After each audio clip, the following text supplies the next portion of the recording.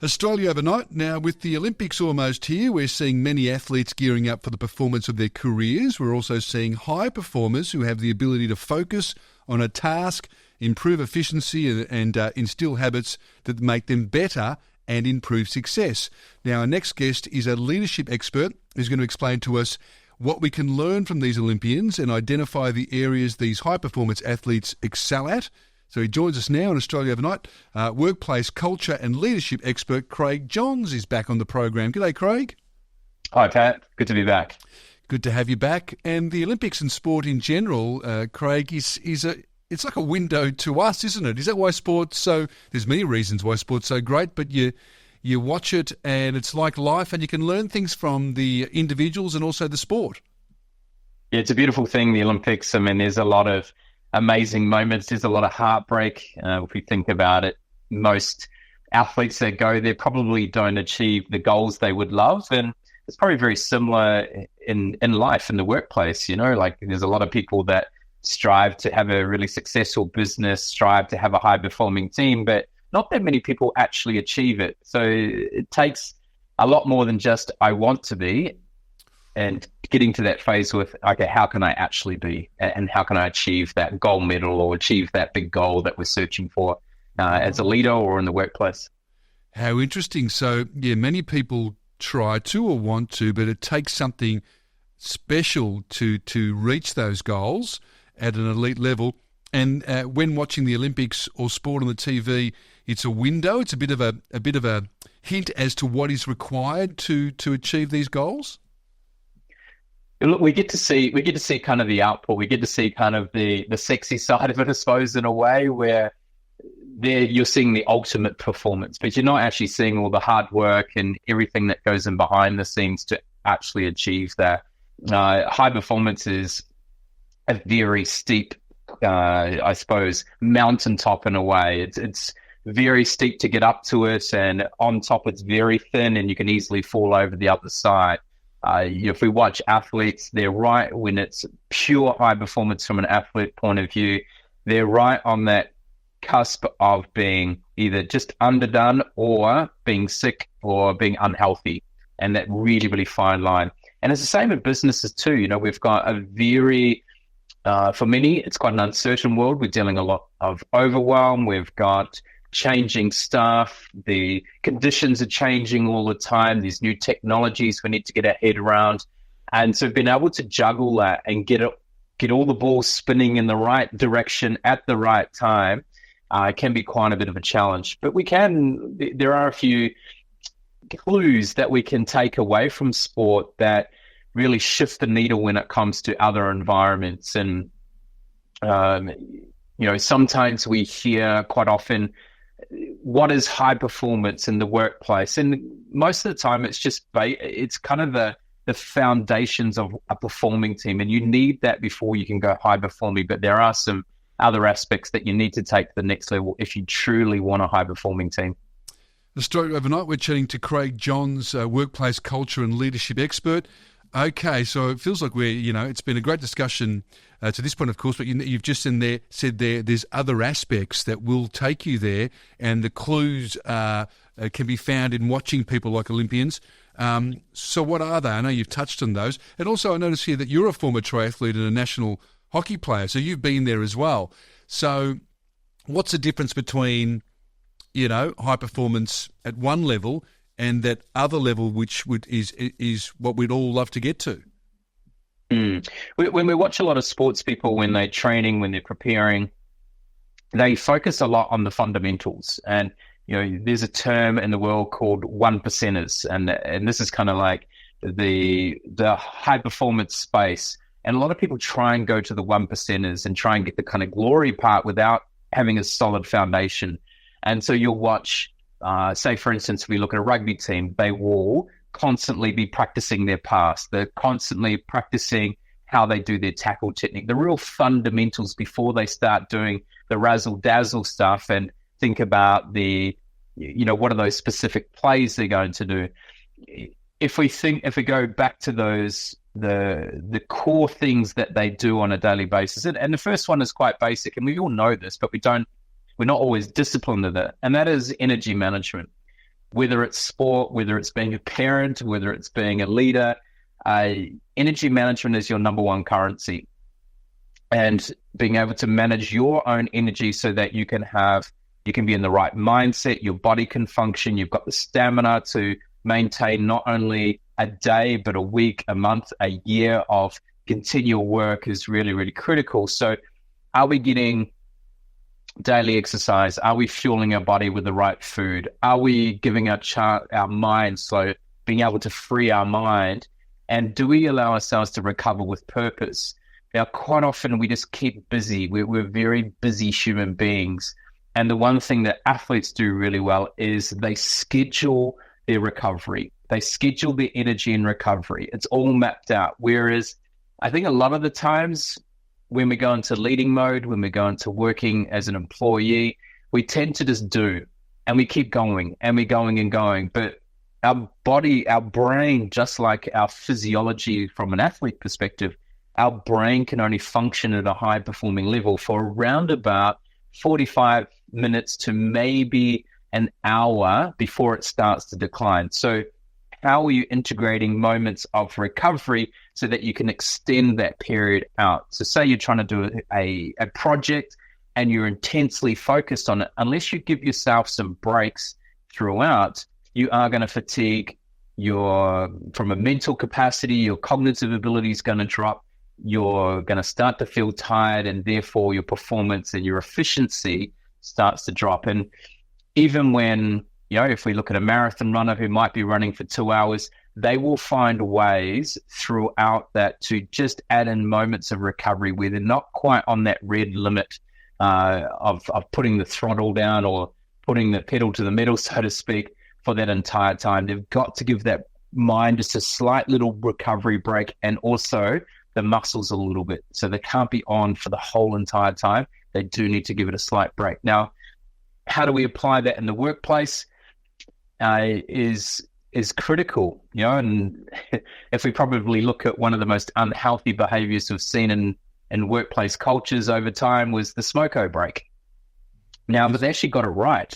So every hour they would go out and take a 15-minute break, switch off, switch to another thing. Unfortunately, they were probably doing a bit of harm to their lungs and their body by shoving the wrong things or breathing the wrong things in. Yes. But they were actually giving themselves a break so they could come back and perform well again. Yeah, there's a coffee break too. We can call it a coffee break as well, or a tea break. Yeah, let's call it a coffee break now. So that's things like that are really important. Yes. So that's kind of the first component around energy management. How do you schedule your energy and recovery, which is really critical. Yes, and thank you for saying that. As I listen to you say that, we've got it so wrong, and I can relate to it in our lives. Do you agree? That's one of the fundamental points we've got on this energy management. Somewhere along the way, we've, as a society, or many of us, think that you have to go, work, push to achieve something, and the energy management has sort of gone out the window. To be at your best, you need to, as you described, and the sports people do this, have energy management. How do we get it so wrong, Craig? Why have we misinterpreted this? There's burnout. There's people just thinking that they just need to go at 100 miles per hour forever, which is impossible, as you say. Don't you reckon we've just got that so wrong? There's a number of things that could contribute to it. One is, we're seeing human beings trying to find their relevancy in the workplace now with things like technology, automation taking some of those roles, or the threat of that coming in. We've also got economic pressures, so there's a lot more pressure around performance and profitability of organizations. So people are just trying to find their place and ensuring that if they can try and do a little bit more output, then it might be seen as they're a valuable contributor to the organization, but not realizing that we actually, over time, we have diminishing returns and the effort we put into the output we get. And so we start to see a drop in performance. So I think that's part of it. And I think we've just ended up in a world where we just stay switched on. We feel like we just got to get as much done in this world. A lot of people talk about we want less, but in fact, they keep driving for more. Yes.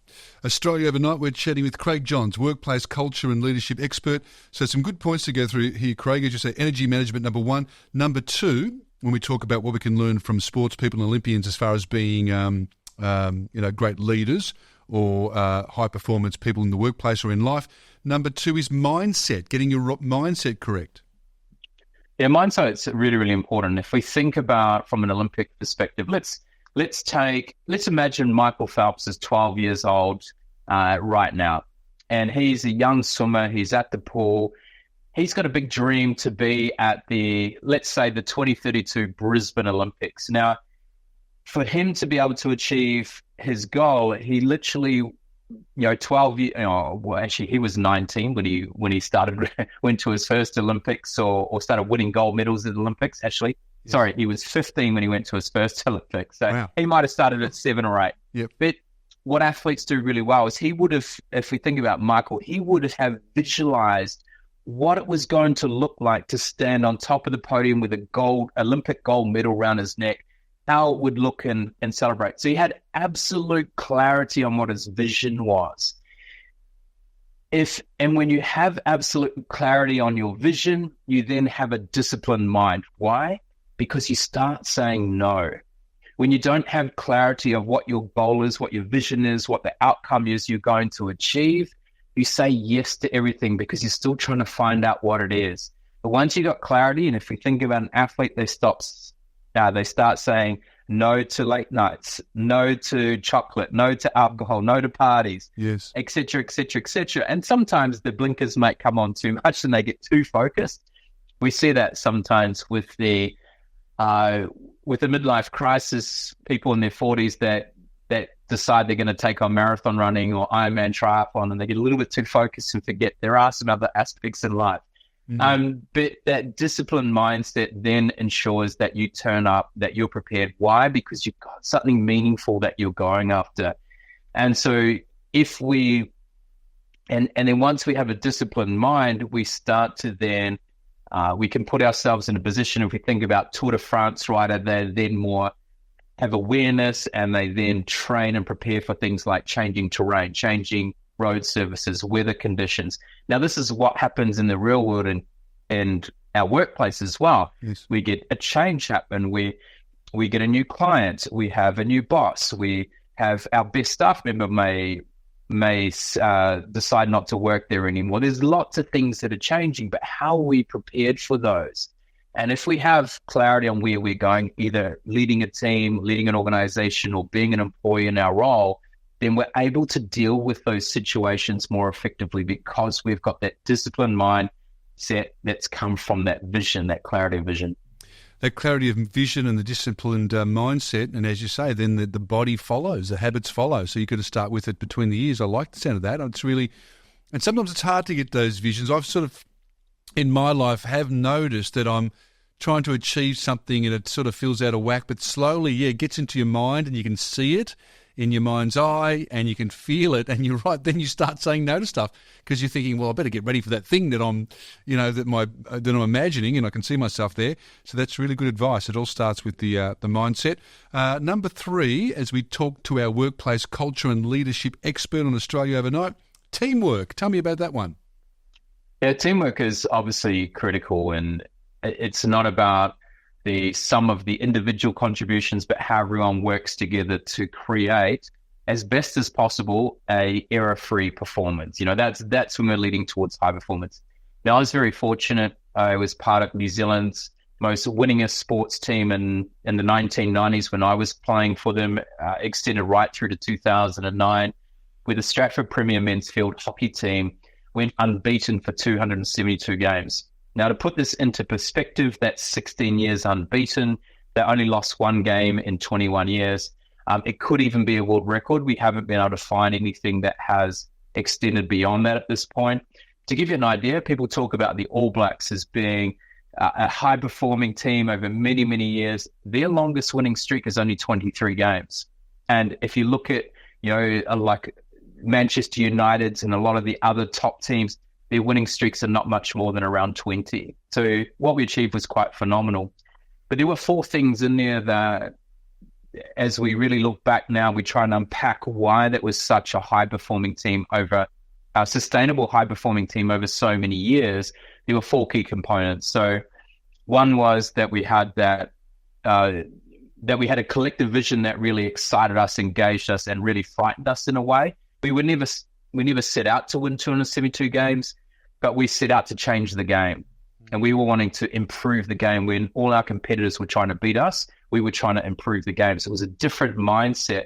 But we also had real clarity on what our minimum level that our team would accept. And it's sometimes called a negative vision. So what is that minimum level of standard that we will accept? And a lot of teams, a lot of companies do not have this, but we do know the high-performing teams and athletes do. Yeah. They have absolute clarity on what their minimum standard is. So that's the first one. The second component of the teamwork is around ecosystem, and how can you create an ecosystem, not an ecosystem? Now, when we think about an ecosystem, this is when individuals become egotistical because they're focused on their own self-worth. And we need self-worth, by the way. It's really important. We need to feel confident in ourselves. We need to be able to believe in ourselves. But when the focus is just on the individual and maybe even around them saying, you're great, you're awesome, you're amazing all the time, and there's no balance with lifting the collective wellness of the collective worth of the team around it, right, it becomes an ecosystem. If we focus too much on the collective worth, which we see quite often in corporate environments where it's all about belonging and the team behaving well together and being connected. So this will be the opposite to the ego, is what you're describing now. The opposite. Yeah, and it becomes a weak system. Right. It actually becomes a weak system. We've got to be able to lift both. We need to lift the individual so they have a level of significance, importance in the world, that they're feeling the growth, but also that you're balancing that with the importance of how they work collaboratively together. So it's that both together. The third part is around discipline. Each team member has absolute clarity on what their role and their responsibility is. Right. But then go another step further. They also have the discipline to know when to lead and when to follow. And that's not just your leaders, that's everyone involved. If we go back to that Stratford men's hockey team, if we looked at the core group of people through the 5 years I was involved, every single person was a leader in some aspect of life. Many of them were captains of sports teams. They might have been a bank manager. They might have owned businesses. But when they came together, everyone knew when their moment was to lead and when their moment was to follow. From the outside, it looked like there was one captain, but there were actually 5 key leaders in there, and each one knew their role silently. It was never said out loud, and really kept that team together. So it was a collaborative leadership approach, although there was still one person that was kind of that everyone would notice, but everyone else had their role to play, and that's absolutely critical. I wasn't one of those 5, but I was usually a captain of a team. I was, head boy of a school, etc. Yes. But I knew my role in that team was not to be the leader. My role was specifically to disrupt the other team. Yes. My job was to create chaos. Craig, I'm loving this. There's some really good advice here, just for time now, so I don't want to sort of cut you short on this last one, but in a minute or so. So point number 4 is we talk about high performance. Just fantastic advice in this conversation. So number 4, performance monitoring. So I'm assuming that's about, just what it says, really. You monitor your performance and then you're able to measure it, then you can grow. Okay, so that's a part of it. What we know in the sport, military, aviation, dance world, maybe even musicians, is they have extremely tight feedback loops. Why? They generally have a coach with them.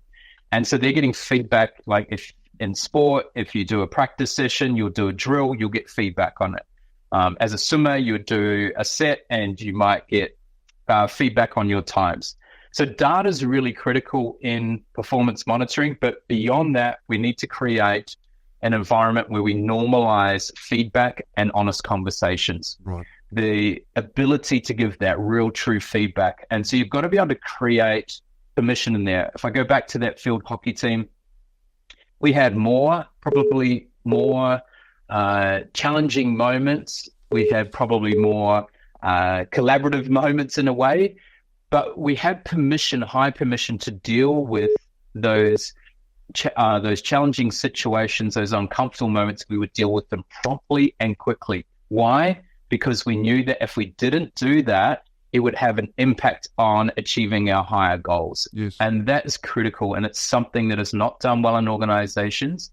We tend to run away. We tend to play the safe one. We don't want to offend anyone. Yeah, but if you know how to deliver that feedback and you create a culture of it, it's a game changer. Oh, tell you what, this is a masterclass in leadership and also high performance.